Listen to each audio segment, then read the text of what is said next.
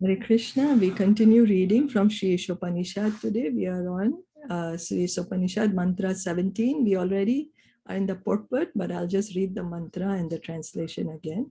Vayur anilam amritam athedam bhashmantam shariram om krato smara kratam smara krato smara kratam smara.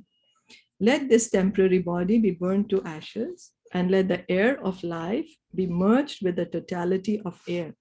Now, O my Lord, please remember all my sacrifices, and because you are the ultimate beneficiary, please remember all that I have done for you. So we are reading the purport by His Divine Grace, A.C. Bhaktivedanta Swami Srila Prabhupada, where we heard that whatever state of being one remembers at the time of giving up his body, Krishna says, without fail, he will attain that state, O Arjuna, without fail. So whatever we think of at the time of death is going to decide our next life. So we are already building our future body in this life. We are already building it by our desires, by our mental state. We are creating our next body. So unlike the simple animals who have no developed mind, the dying human being can remember the activities of his life like dreams at night. Therefore, his mind remains surcharged with material desires, and consequently, he cannot enter into the spiritual kingdom with a spiritual body. So when we are dying, what happens at the moment of death? We're going to remember all the activities that we have done in this life. And then, so what's going to happen? Automatically, the desires will be there because we are seeing it, right? We are relating to it. And then we have so many desires. So automatically, there's going to be so many material desires. Then what's going to happen? Then we'll still remain in this material world because we still have material desire. The devotees, however, develop a sense of love for Godhead by practicing devotional service to the Lord. Even if at the time of death, a devotee does not remember his service to the Lord does not forgive him. This prayer is given to remind the Lord of the devotee's sacrifices. But even if there is no such reminder, the Lord does not forget the service rendered by his pure devotee. So a devotee, a pure devotee, he has already situated in love for Krishna. And how did he revive his love for God? How? By engaging in devotional service. So then what happens? At the time of death, even if he is not able to remember the Lord will come in his mind. How can the Lord do that? Why not? He's supremely independent. Why can't he do that? He can enter into our minds whenever he wants. So a devotee who is unable to remember the Lord will come by himself. And the Lord does not need this reminder also. Why? Because he's the Paramatma in our heart. He's not ungrateful. Krishna is very grateful, very reciprocal, very reciprocal. So all we have to do is engage in devotional service. Why? To revive our love for God. When we have revived our love for God, we are automatically going to think of him at the time of leaving the body. And if we are unable to think of him, he will come in our mind. He will come and take us back home. The Lord clearly describes his intimate relationship with his devotees in the Bhagavad Gita 9.30 to 34. Even if one commits the most abominable action, if he is engaged in devotional service, he is to be considered saintly because he is properly situated in his determination. So Krishna is saying that if one is engaged in devotional service, he is properly situated in his determination. He's in the right path. His intelligence, his energy is utilized in the right way. I'm sorry. I'm sorry. And so he's considered saintly. And he's saintly. And even if by mistake he's committed some mistake, he very quickly is going to become righteous. he quickly becomes righteous and attains lasting peace.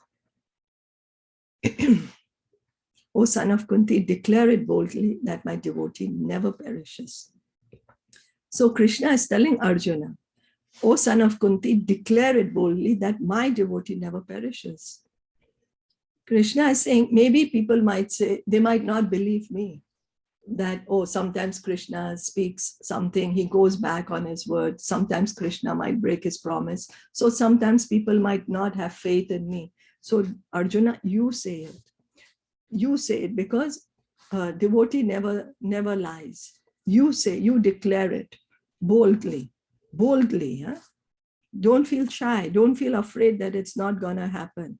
That my devotee never perishes. This is Krishna's guarantee. Become my devotee, you have all protection from me. He's giving the guarantee. He's telling Arjuna also to be the guarantor. You know, when we want to buy something, then we have to give who's your guarantor. So here Arjuna is the guarantor that if we become devotees of Krishna, Krishna will give us full protection. So, O son of Pratha, those who take shelter of me, who take shelter in me, though they be of lower birth, women, Vaishyas, merchants, as well as Shudras, workers, can attain the supreme destination. How much more is this so of the righteous Brahmanas, the devotees, and the saintly kings? So Krishna is saying, no matter who comes, I don't care who you are, where you are from, what gender, what society, what community. No. As long as anyone is taken my shelter, they have my supreme protection. Therefore, having come to this temporary miserable world, engage in loving service unto me. So what he's saying, having come to this temporary miserable world. So this material world is not only temporary. Our time in this body is very short. It's very short, you know. We think it's a long time, but it goes off in a flash. And it's miserable. At each and every moment, each of us are subjected to the three miseries. Miseries caused by our own body or mind, or by other living entities, or by natural calamities. But we might think, oh, but it's miserable to be in the body of a human being. Maybe if I become a dog, it's no misery. I see the dogs are being pampered so much. They are being put in prams. They are being put in soft beds. Whenever they want, they just bark, they get the food. And then, you know, it's so comfortable being a dog. But it's such a miserable position. You know, he has to do whatever, he has to eat whatever is given to him at the time when it's supposed to be given to him. He has to go only for a walk when the master takes him for the walk. You know, he wants to get out and play with the other dogs, but he can't do that. He wants to run around on the street, but he can't do that. So we think another person is enjoying. That is our thinking. But do we ask that person, oh yeah, are you truly enjoying? Or we might think, oh, but see how the demigods are enjoying so much. If I go on the heavenly planets, I will have beautiful men and women to enjoy with, or I will have so much good food to eat and so much intoxication. Sure, there is. But ask them, even they are fearful. When Hiranyaksha came, they all ran away, that they would be killed at the hands of Hiranyaksha. So there is fear there too. So there is miserable there. So what is Krishna's proposal? That, you know, you have come to this temporary miserable world. What do? Engage in loving service unto me. How? Engage your mind always in thinking of me. Become my devotee. Offer obeisances to me and worship me. Being completely absorbed in me, surely you will come to me. This is what he's saying. He's saying why to do it. He's saying how to do it. And he's saying the result that will happen. Why? He's saying this is a temporary miserable world. Then what should you do? You engage in loving service to me. How? He's saying engage your mind in thinking of me. You become my devotee. Offer obeisance to me and worship me. Then what will happen? Then you will get attached to me. Then what will happen? You will surely come to me. So this is Krishna's proposal. Srila Bhaktivinoda Thakur explains these verses in this way. One should regard a devotee of Krishna to be on the right path of the saints, even though such a devotee may seem to be Sudarachar, a person of loose character. One should try to understand the real purport of the word Sudarachar. So Srila Bhaktivinoda Thakur is one of the great acharyas in our line, and he says that a devotee of Krishna is on the right path. He is on the path of the saints. He is on the path of the acharyas. He's following the instructions. So he may appear to be Sudarachar, but one needs to understand what does Sudarachar mean. A conditioned soul has to act for double functions, namely for the maintenance of the body and again for self-realization. So we are conditioned souls. We are inside this body. So we are conditioned souls. So till the time we are in the body, we are conditioned. Now, so we have two activities. One is we have to maintain this body because we are in the body. So we have to maintain. And two, self-realization. Why? Because we are not the body. We are in the body, but we are not. So we need both. Social status, mental development, cleanliness, austerity, nourishment, and the struggle for existence are all for the maintenance of the body.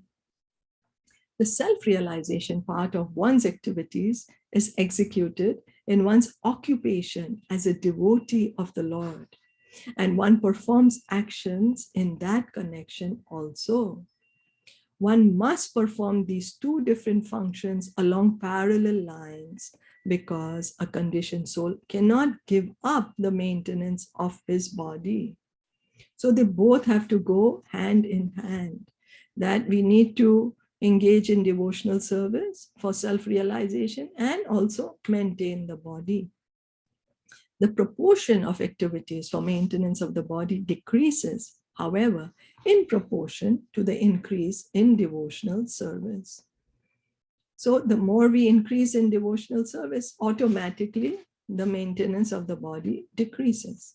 As long as the proportion of devotional service does not come to the right point, there is a chance for an occasional exhibition of worldliness.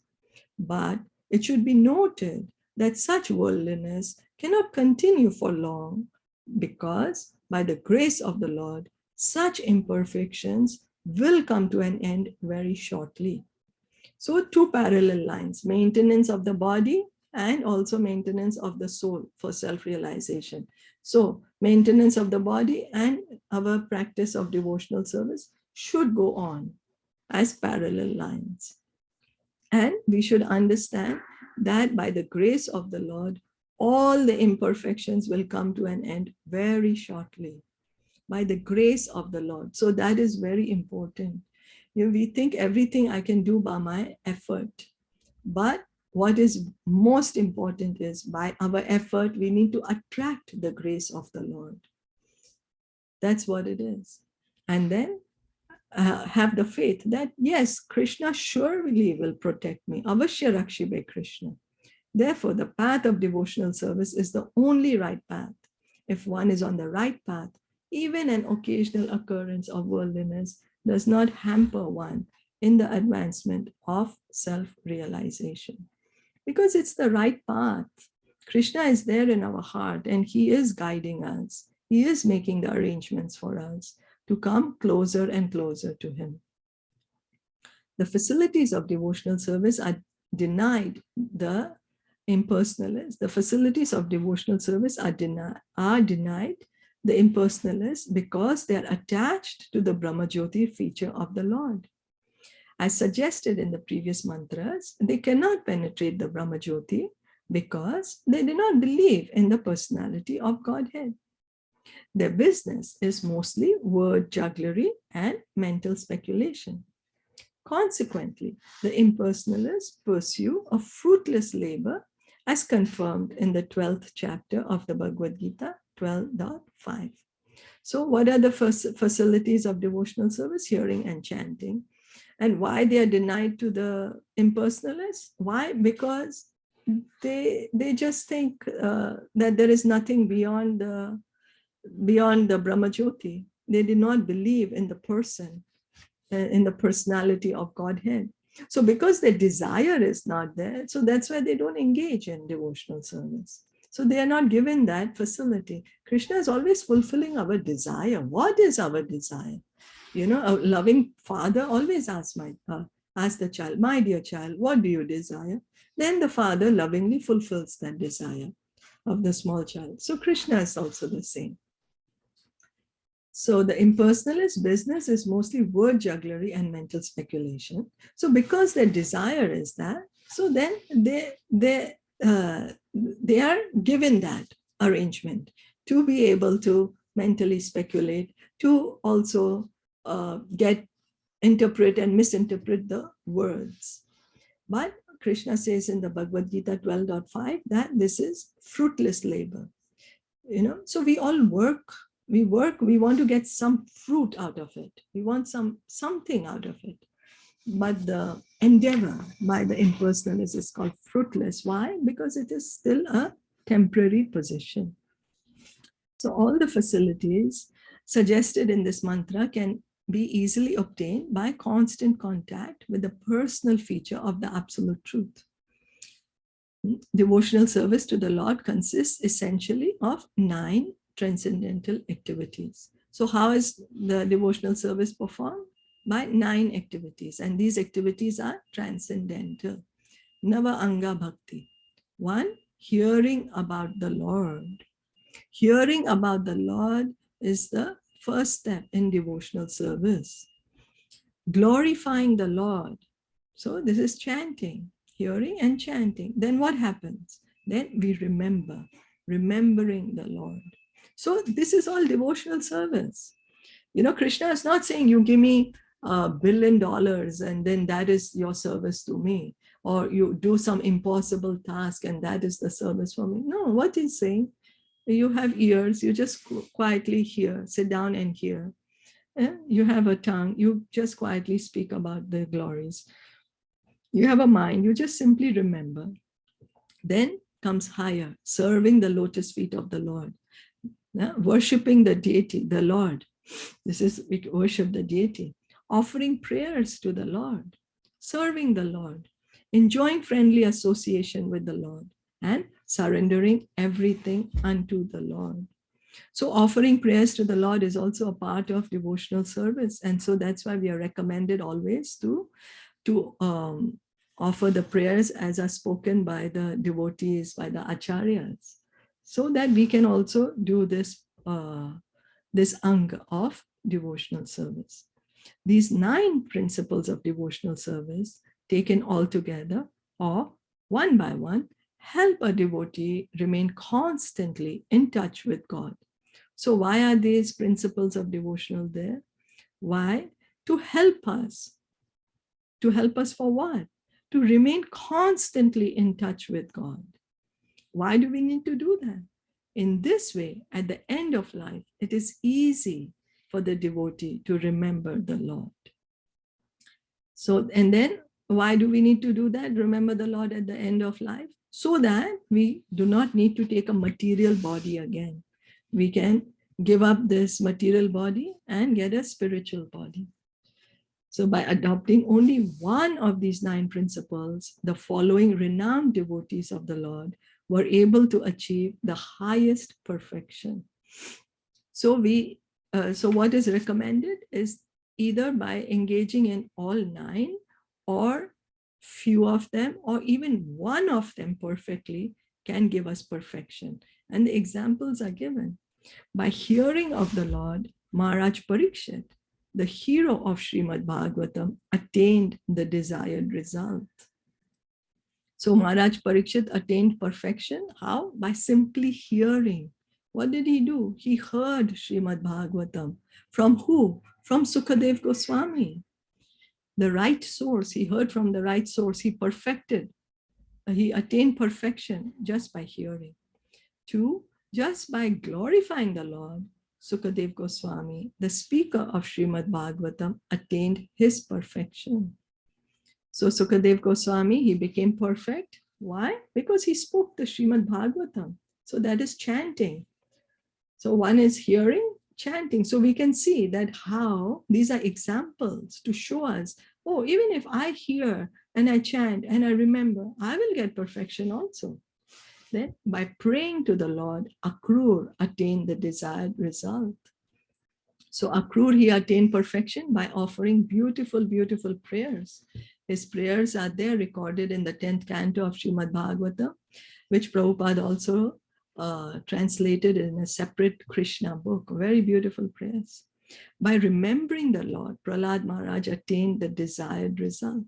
So Prahlad Maharaj, what was he doing? Always remembering the Lord. And because he was always remembering the Lord, Hiranyakashipu could not kill him. And Lord Nishingadev appeared to protect him. He was always remembering the Lord. Then by worshipping the Lord, Prithu Maharaj attained perfection. Prithu Maharaj, he was engaged in deity worship. He elaborate deity worship, and he attained perfection by that. By serving the lotus feet of the Lord, the goddess of fortune, Lakshmi, attained perfection. So Lakshmi Devi, how did she attain perfection? She's always serving the lotus feet of the Lord. We see, what is she doing? She's always at the lotus feet of the Lord. That's where she wants to be. And then by rendering personal service to the Lord, Hanuman attained the desired result. Hanuman is a servant of Lord Ramachandra. He's an example how to serve the Lord. And by being the servant, he attained perfection. Through his friendship with the Lord, Arjuna attained the desired result. So Sakya, Arjuna is a friend of the Lord. By surrendering everything he had to the Lord, Maharaj Bali attained the desired result. This is Atma Nivedanam. Maharaj Bali, he gave himself to the Lord, to Lord Vamandev, and he attained perfection in that way. These are the examples to show us that if we take up even one of this principle of devotional service, it can give us perfection. One of them, we do it properly, hearing, or we could do all of them or some of them, and we can attain perfection. So, any questions or comments?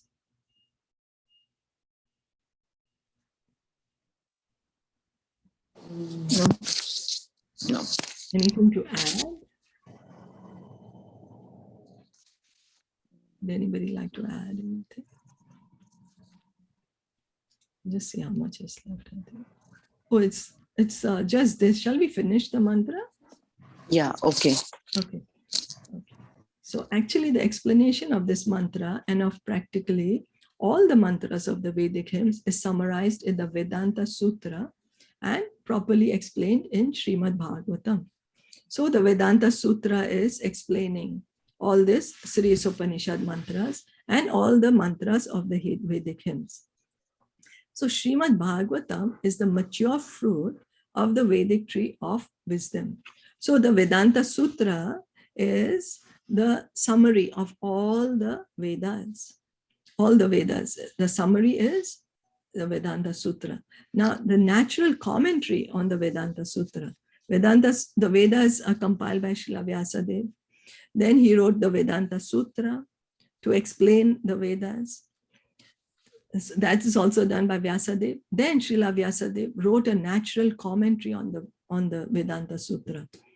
And that is the Srimad Bhagavatam. So that's the reason Srimad Bhagavatam is called the mature fruit of the Vedic tree of wisdom. So as Srila Vyasadev's realization was getting more and more matured, in his matured realization, he compiled the Srimad Bhagavatam. He spoke the Bhagavatam. In Srimad Bhagavatam, this particular mantra is explained in the questions and answers between Maharaj Parikshit and Sukadev Goswami at the very beginning of the meeting. Hearing and chanting of the signs of God is the basic principle of devotional service. So bhakti, devotional service, begins by hearing about the Lord and by chanting about the Lord. It's the science of God. It's a science. It is proven. We can see, science means we can practically apply knowledge. Practical application of knowledge is called science.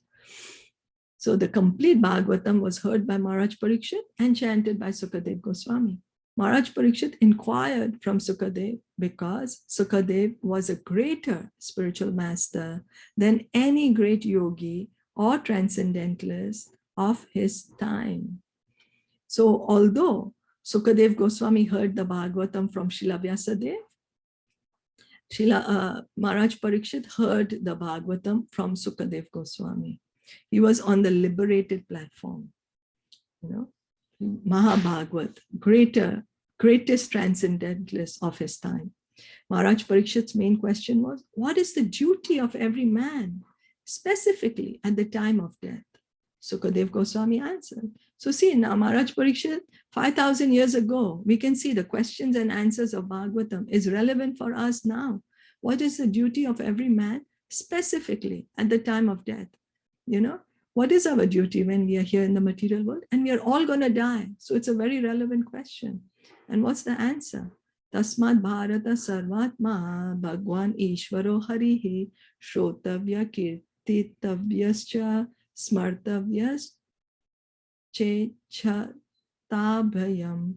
Everyone who desires to be free from all anxieties should always hear about, glorify, and remember the personality of Godhead, who is the supreme director of everything, the extinguisher of all difficulties, and the super soul of all living entities. Bhagavatam 2.1.5. So what is Sukadev Goswami saying? We all have anxieties. Now, if we want to get free from the anxiety, what shall we do? If we really want to get free of the anxiety. Now, what is Sukadev Goswami saying? How can we get free? Always, what do? Hear about, glorify. So we hear about and glorify and remember. Who? The personality of Godhead. Why? Who is he? He's the supreme director of everything. He's the one under whose direction this whole material creation is happening, is being maintaining, is being annihilated. The whole spiritual world is being maintained. So he's the supreme director and he's the extinguisher of all difficulties.